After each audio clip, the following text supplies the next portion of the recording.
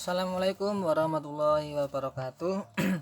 Selamat pagi, Ibu Ayu selaku dosen pengampu mata kuliah hukum organisasi perusahaan dan kepailitan, dan tak lupa kepada semua teman-teman program Magister Ilmu Hukum konsentrasi hukum perdata dagang bisnis dagang ya. Kali ini saya akan mempresentasikan ataupun mau memaparkan terkait dengan tugas makalah saya, yaitu tentang analisis perkara terkait dengan kepailitan. Sesuai dengan pesan Ibu Ayu, kita nanti untuk shoot videonya nggak boleh sepaneng-sepaneng, yang santai saja. Nah, maka dari itu saya kali ini dalam men-shoot video akan sedikit lebih santai, kita imbangi dengan ngopi dan juga sebatnya jangan lupa. Baik, langsung saja. Pada kesempatan kali ini saya mau menganalisis putusan pengadilan negeri Jakarta Pusat terkait dengan permohonan kepailitan, yaitu perkara nomor 44/PDT SUS, yaitu pailit tahun 2020 di PN Niaga pada Pengadilan Negeri Jakarta Pusat. Nah, langsung saja. Nah, status perkaranya, perkara tersebut telah didaftarkan oleh para pemohon pailit yang terregister nomor 44 PDT SUS pailit garing 2020 PN Niaga Jakarta Pusat pada PN Pengadilan Jakarta Pusat. Nah, kita seruput kopi dulu ya biar santai. Nah, kita lanjut. Adapun para pihak pada perkara ini, yaitu yang pertama PT Dana Kaya, yang kedua adalah Ambar Bawono. Untuk PT Dana Kaya ini adalah sebuah perusahaan, namun yang kedua adalah Ambar Bawono ini adalah perseorangan. Adapun yang menjadi termohon pailit atau debiturnya di sini adalah PT Pazia Retalindo. Ini si PT Razia Retalindo ini meminjam uang atau meminjam dana kepada PT Dana Kaya dan juga Ambar Bawono. Nah, ini kemarin sempat dibahas juga pada forum kuliah kemarin, bahwa sebuah perikatan itu terjadi karena yang pertama adalah karena perjanjian, yang kedua adalah karena ketentuan undang-undang. Nah, terkait dengan perikatan yang akan kita bahas ini, yaitu karena sebuah perjanjian, yaitu perjanjian utang piutang. Nah, kembali kepada pembahasan, tadi saya sebutkan bahwa ada dua pihak kreditor, yang pertama PT Dana Kaya, yang kedua adalah Ambar Bawono. Nah, utang kreditur ini, utang kepada kreditur, untuk kreditur pertama si PT Pazia Retalindo ini hutang kepada pemohon pailit 1 atau kreditur pertama itu sebesar 750 juta. Dan ini berdasarkan akta pengakuan hutang dan juga akta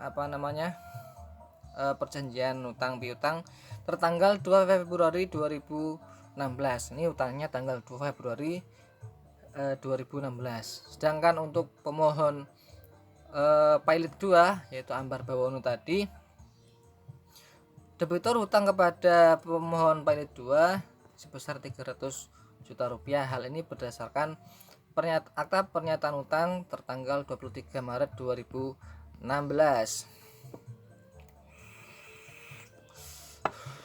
Kita nyoba dulu, jangan lupa kopinya juga silakan diseruput, jangan sampai kita terlalu sepaneng ya. Terus untuk yang kedua, tadi untuk pemohon pailit 1 760 juta, untuk pemohon pailit 2 300 juta rupiah. Adapun jatuh temponya untuk pemohon pailit 1 itu tertanggal 2 April 2016. Jadi di sini hanya ada jeda dari Februari sampai ke April, berarti ada Februari, Maret, April, ada 3 bulan ya, 750 juta. Untuk pemohon pailit 2 ini jatuh temponya tanggal 24 Juni 2016. Juni karena hutangnya tadi Maret akhir ya, berarti hitungnya sampai ke April, Mei, Juni, 3 bulan, sama-sama 3 bulan. Nah, kemudian upaya hukum kreditur. Karena memang sampai sekarang itu hutang yang dibayarkan oleh yang dipinjam oleh pihak termohon kreditur tadi, termohon pilot itu sampai sekarang belum juga dilunasi, bahkan belum juga dibayar sesuai dengan jatuh temponya. Nah, maka dari itu para pemohon pilot itu mengeluarkan somasi masing-masing 3 kali. Nah, untuk data detailnya ada di makalah saya, nanti silahkan bisa dilihat ya.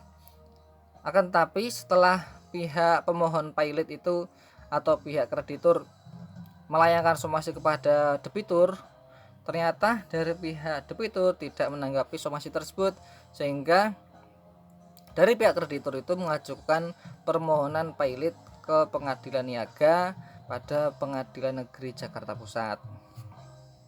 Nah, hasil dari permohonan pilot tersebut yang diajukan oleh para pemohon pilot itu membuahkan putusan sebagai berikut, bahwa yang pertama menerima dan mengabulkan permohonan pilot.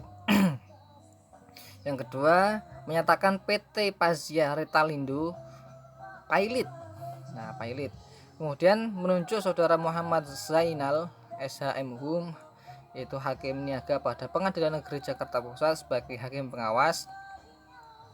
Selanjutnya menunjuk dan mengangkat saudara Nasrul Sudarmono Nadia SH sebagai kurator dalam perkara tersebut atau aku. Menetapkan biaya kepailitan dan imbal jasa kurator ditetapkan kemudian setelah kurator selesai menjalankan tugas-tugasnya dan proses kepailitan berakhir. Dan yang terakhir menghukum termohon untuk membayar biaya perkara. Ngopi dulu kan. Nah, kemudian mengapa majelis hakim bisa memutus demikian, yaitu petitum dari para pemohon itu dikabulkan semua di sini oleh majelis hakim.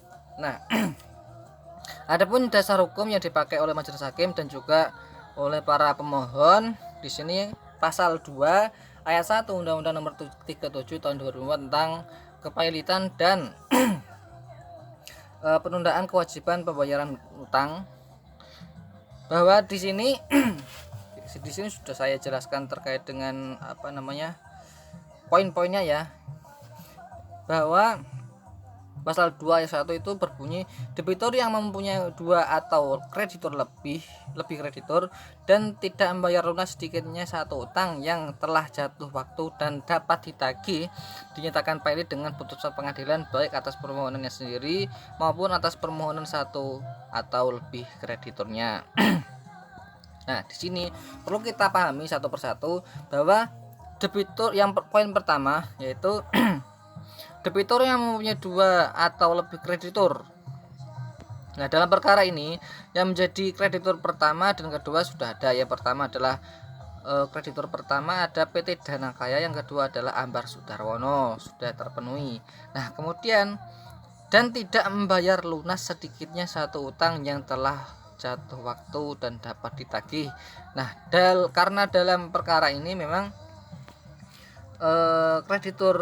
para kreditur itu hutangnya sama sekali belum dilunasi, bahkan ketika dari pihak kreditur itu melayangkan somasi atau teguran hukum kepada pihak debitur, ternyata pihak debitur itu tidak menanggapinya.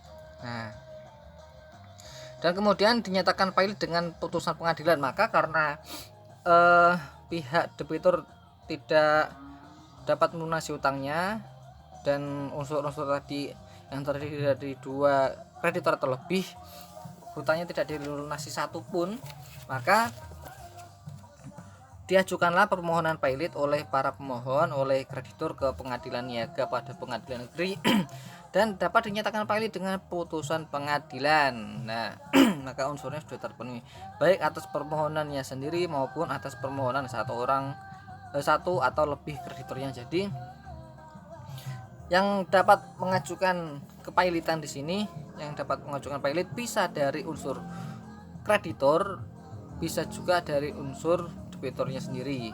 Nah, jadi karena memang di sini syarat dan juga unsurnya dari pasal 2 ayat 1 ini terpenuhi, maka ya normal-normal saja ketika pihak majelis hakim itu mengabulkan apa yang menjadi petitum dari permohonan para kreditur. Nah, sekarang analisis saya. Yang pertama, bahwa debitur memiliki 2 kreditur atau lebih. Ya, tadi sudah saya jelaskan, karena memang di sini yang bisa menjadi acuan dalam pasal 2 ayat 1 ini bahwa memang debitur yang mempunyai 2 atau lebih kreditur harus 2 atau lebih. Kalau satu toh itu enggak masuk, dan tidak membayar lunas sedikitnya 1 utang yang telah jatuh waktu atau dapat ditagih dan dapat ditagih. Karena memang ini kedua belah kreditur ini, 2 kreditur tidak dibayar lunas oleh debiturnya sehingga dapat ditagih. Kemudian mempunyai hutang terhadap para pemohon pailit yang belum dilunasi termohon pailit, terus atas permohonannya sendiri maupun atas permintaan seorang atau lebih kreditur. Dalam hal ini yang menjadi pemohon pailit adalah PT Danakaya dan saudara Ambar Bawono. Kemudian terdapat fakta atau keadaan yang terbukti secara sederhana. Nah, di sini poin intinya bahwa terdapat fakta atau keadaan yang terbukti secara sederhana. Karena memang di sini oleh kreditur itu yang pertama tadi sudah dikuatkan dengan alat-alat bukti. Yang pertama adalah akta pernyataan utang tadi atau pernyataan utang, kemudian somasi tadi itu somasi, dan kemudian dalam pembuktian dalam persidangan itu dari pihak debitur atau termohon pailit itu mengiyakan bahwa dari pihak debitur itu atau termohon pailit mempunyai hutang kepada kreditur atau kepada pemohon pailit yang dan dibuktikan dengan akta perjanjian utang tadi atau akta pernyataan utang tadi, mengiyakan dari pihak debitur atau pihak termohon pailit, sehingga alat bukti itu sudah kuat. Dan bahwa debitur juga mengakui bahwa sudah ada somasi dari pihak kreditur masing-masing 3 kali. Untuk data detailnya nanti bisa dilihat di makalah saya. Akan tetapi dari pihak debitur itu tidak menanggapi, karena memang di sini untuk alasannya sendiri juga menyantumkan dari pihak debitur dalam positanya yang menyatakan bahwa selama ini termohon pailit sudah berusaha menjalankan kegiatan bisnisnya sebaik mungkin, namun dikarenakan kesulitan keuangan dalam usahanya maka termohon pailit saat ini sudah tidak lagi beroperasi. Jadi pihak debitur itu sudah tidak beroperasi karena ada masalah terkait dengan keuangan debitur. Nah, itu ya. Kemudian tamat. Ya, ini menurut saya perkara-perkara yang seperti ini adalah suatu hal yang wajar dan secara normatif memang sudah terpenuhi, sehingga tidak ada alasan untuk majelis hakim menolak dari permohonan para pemohon pailit. Akan tapi di sini karena memang saya sedikit bergulat di bidang profesi lawyer, jadi saya agak mempertanyakan dari pihak lawyernya itu gimana ya istilahnya, dia itu hanya mengamini apa yang menjadi tuntutan atau menjadi apa yang diminta oleh para pemohon pailit, tidak menyangkal apa gitu, tidak melakukan pembelaan seperti apa, tetapi hanya mengiyakan apa yang diminta oleh para pemohon pailit. Ya, demikian.